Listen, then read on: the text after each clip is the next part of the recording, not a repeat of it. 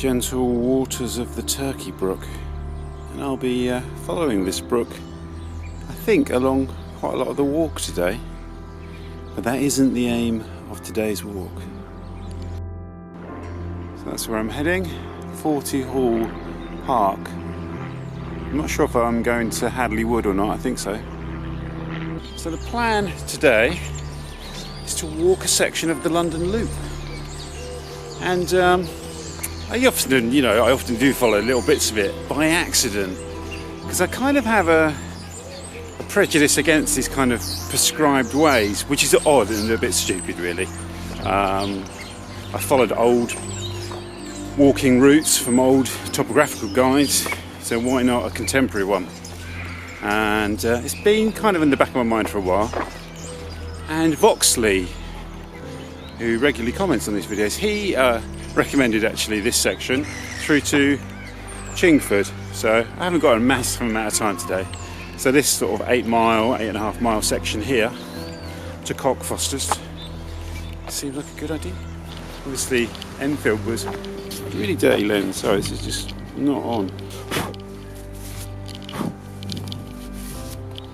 Obviously Enfield was dominated by the Royal Ordnance Works. It's a real centre of the arms industry. It's sort of odd when you're walking through sort of a suburban park, but that was one of the realities of this area. So that's the symbol I'll be looking for today. Remember that, I'll need that later. I mean, I've seen it about 1,000 times on other walks. Never been the aim of my walk though. So we're here. Just above my thumb, that green dotted line, that's the London Loop. Over the page. Apparently this is a very rural section of the London Loop.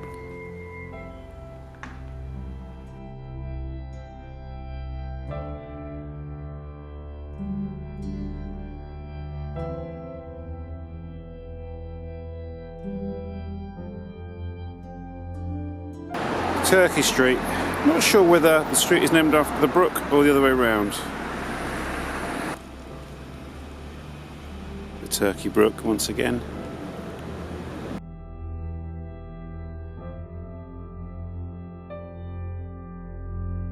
So when I told my wife this morning that I was doing a section of the London Loop, and she said, "What's that?" I said, "Wow, it's a footpath that goes all around the outside of London." She went, "Well, is it?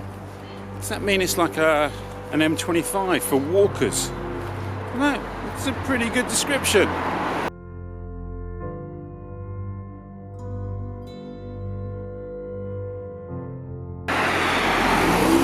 Great Cambridge Road, the A10, Ermine Street, which you've seen me walk various parts of this old Roman road in previous videos.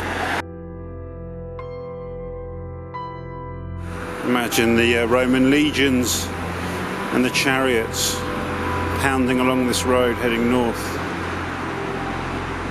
or into London.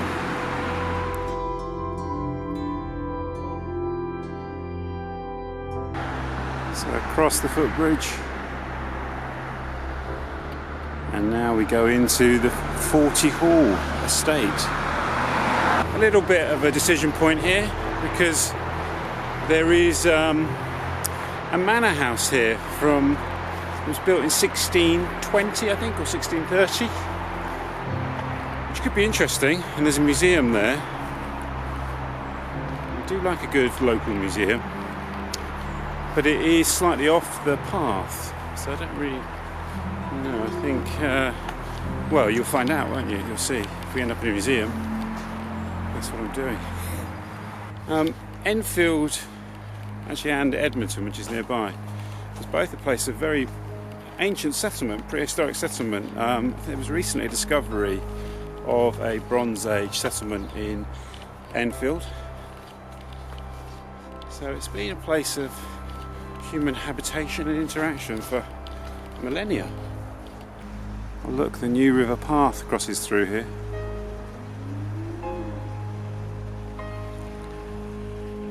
do intend to walk the length of the new river one day. I've done it all in bits now. Apart from this, I've never passed through here actually, but much of the rest of it I have crossed or walked along at some point, but it'd be good to do it as one whole thing.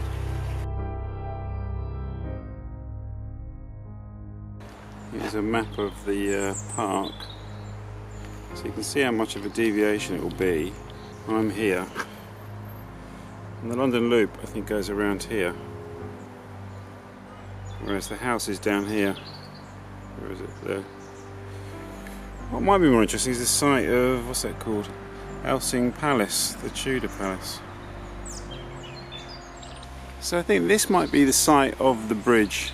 The local legend has it that this is the place where Sir Walter Raleigh put his cloak down over a large puddle so Elizabeth I could cross. Very famous sort of story in the Elizabethan period, and apparently it's across a bridge somewhere in this park. I think it may well be here. This is the Turkey Brook, which is certainly considerably more than a puddle. I don't think a cloak would be a lot of good getting across here, would it? Mate, it's another legend I'm going to call into question.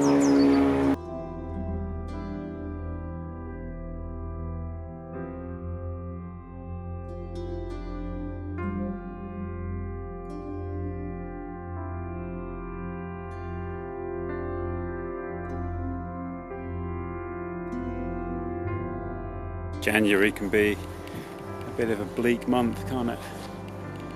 In some ways, it's for me, it's often the last true winter month because you get some little glimmers of spring in February. Get the odd warm morning. Some of the flowers start coming up, some of the bulbs start emerging. The transition of 40 Hall from a aristocratic home, although I think it was a merchant's home, a rich merchant's home, to essentially being a public building. You see that a lot around the fringes of London. I quite like, in a way, that vision of what was once the domain of the wealthy, the aristocrats, the powerful merchants. Often now quite a kind of sort of scuffed up civic utility place where, you know, there's local school exhibitions and, you know, coffee mornings and things.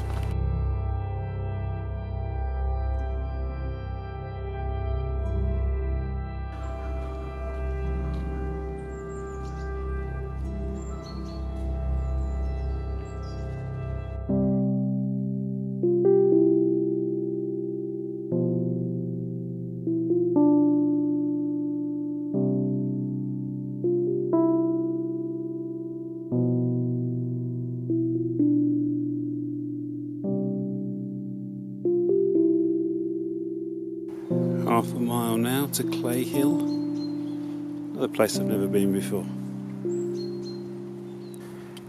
Go on, I dare to cross it.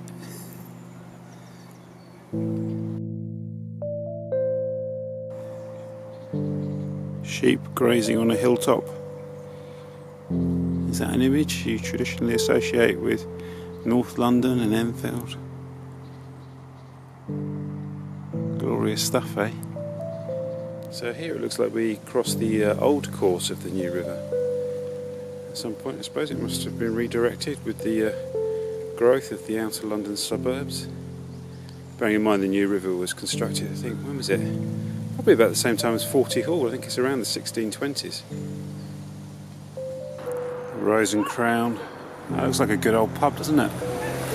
I love that smell of a pub from the outside. That's what draws me in. But today I shall resist.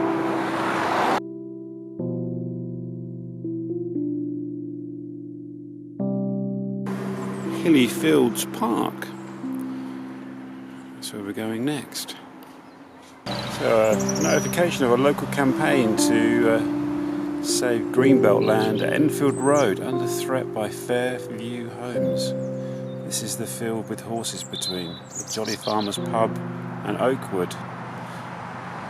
And they're quite right. We need your help. Together we can stop this. It's always the case. There you go. If you're interested in that, enfieldroadwatch.co.uk. Together we are stronger. sort of the messages you find in public parks, quite inspiring. Nice bit of local history back on the board there.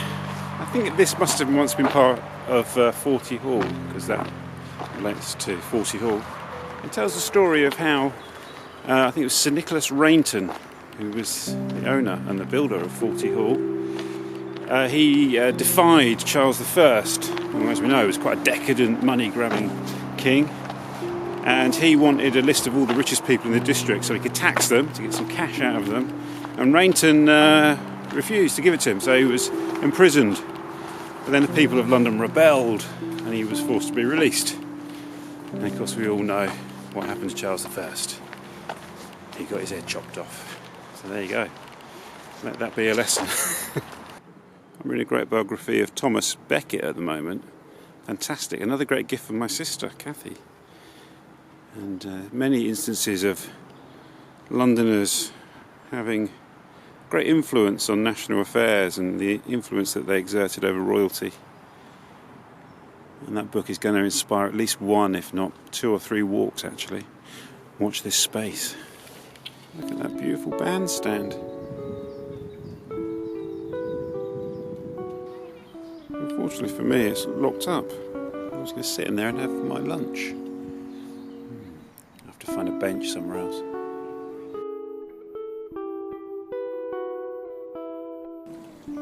Particularly pretty little section of the Turkey Brook. I believe this is referred to as an oxbow, but I might be wrong.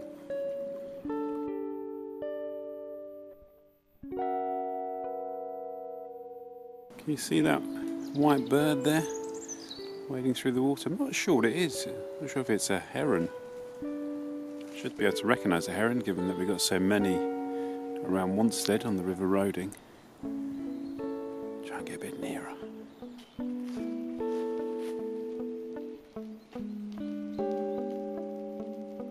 Just exchanged notes with 2 ladies who were also watching that bird and they weren't sure it was a heron. I wonder, well, if you know, please leave in the comments below. So it looks like we climb this hill now. I think we're in Clay Hill. And the path kind of loops round. There's been some really great comments on the videos, and I just wanted to say thank you to everybody really, because I really massively appreciate it. I read them all and I try to reply to all of them. It means a lot to me that you get something out of coming on these walks as well. Over the road here is Whitewebb's Park. This area has heavy associations with the gunpowder plot. Guy Fawkes is where Guy Fawkes met Robert Catesby and planned the whole thing. It's also apparently where the plotters had a safe house. But we are going to turn now towards Hadley Wood, away from Whitewebb's. So we're actually going to go down this little lane here, past the church. I love old battered signage like that. Overgrown. Sort of a little patch of woodland. It says Hilly Fields Park. I think it must have been the old entrance to the park. Apparently in the past a lot of London's cucumbers and tomatoes were grown up here in greenhouses. Apparently now those greenhouses now sort of grow plants for water features, you know, garden ponds and things like that. Some rabbits in this field, there you go, look, you see one running along there by the path. Up by the hedge line on the right hand side now. So I think that high ground you can see in the far distance, that smudge running along the horizon there, I think that's what my dear friend Nick Papadimitro refers to as scarp. I've got to get this right. Was it the North Middlesex South Hertfordshire Tertiary Escarpment? Subject of his book by the name Scarp. He'll be annoyed with me coming out here today without his permission. What can you do? Another rural ghost sign, swallowed by the undergrowth. One of the annoying things about this walk is that it's very difficult to get lost. I did try it back at the beginning, but... And the other thing that's slightly perplexing is that Hadley Wood is perpetually 3 miles away.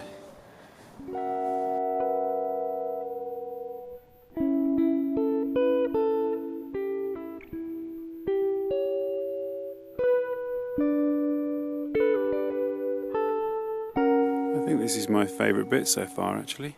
Maybe because it feels like you're breaking out into open countryside.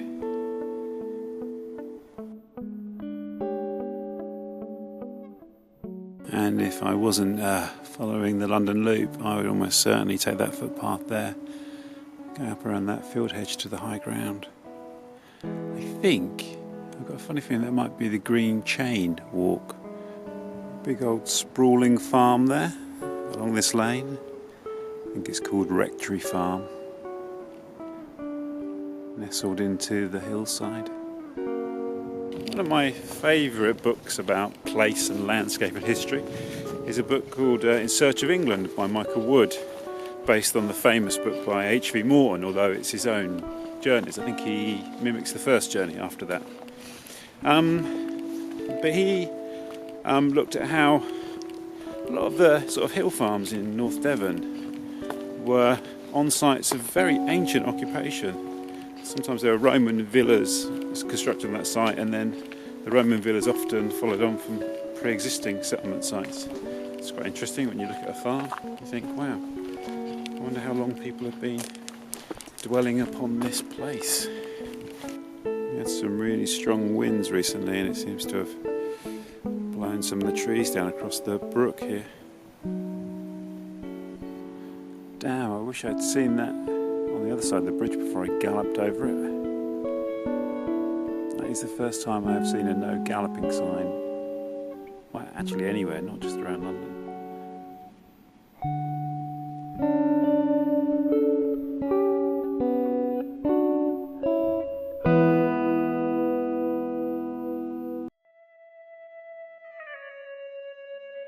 This is a great long straight lane up to the main road.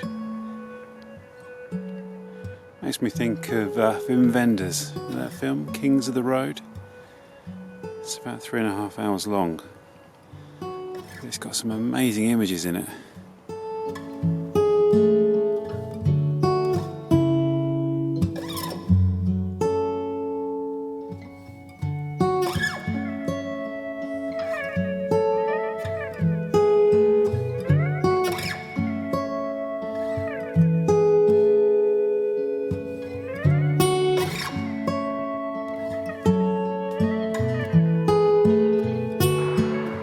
So now we transition onto the busy roads for a short section.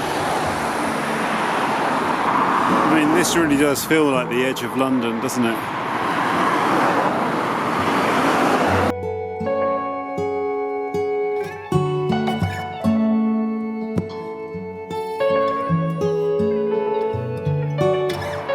So this is Cuckold's Hill, which is an old term. Cuckold is Elizabethan apparently just for cuckoo, a bird that lays its eggs in another bird's nest. And I think it was an insult for a man whose wife had been unfaithful. It seems to have returned into use lately, particularly in America, with the word cuck. Odd that it's come back into use in the 21st century. So you can see my issue here. Where my thumb is the edge of the map. So I've still got about 2 miles to go to get to Hadley Wood. I reckon I can find it.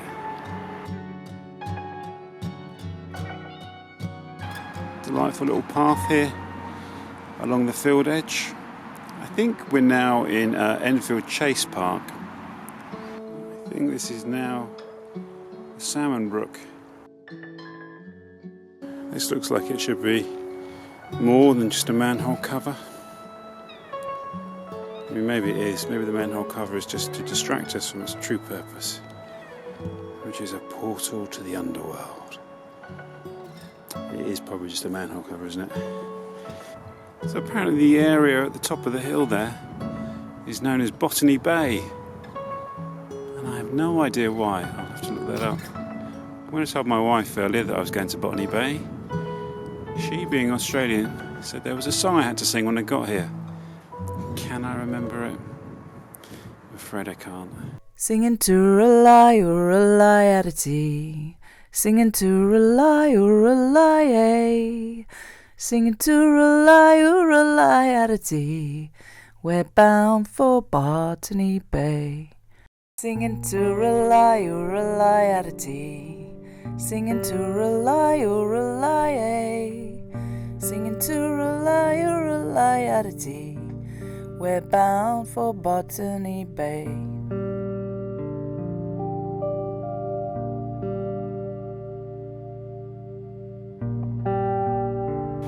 Isn't this field beautiful?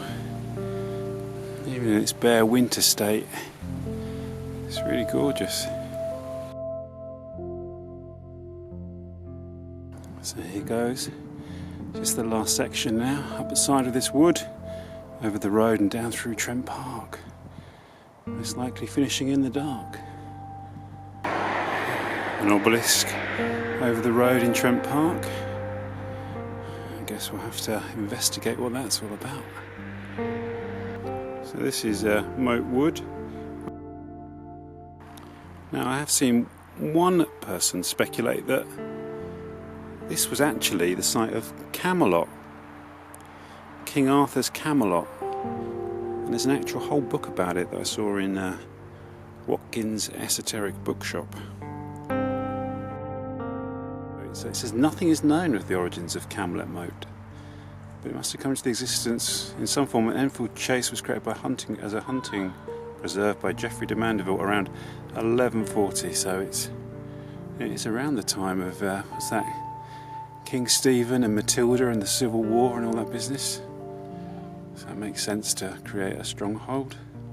Time of real chaos in England, that was. And these murky green waters do really deserve a better story than just the hunting lodge of a Norman baron. I think Merlin and King Arthur, Lancelot and all that business. That's what this green moat deserves.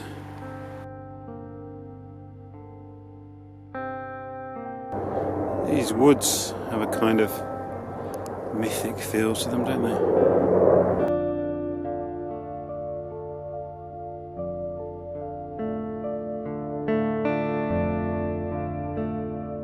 Just a short walk now on this road to Cockfosters station.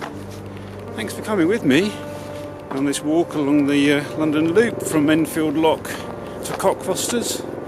So I found it a really fascinating walk. I don't know this area very well at all, not beyond Turkey Street. So it was a really beautiful winter's walk.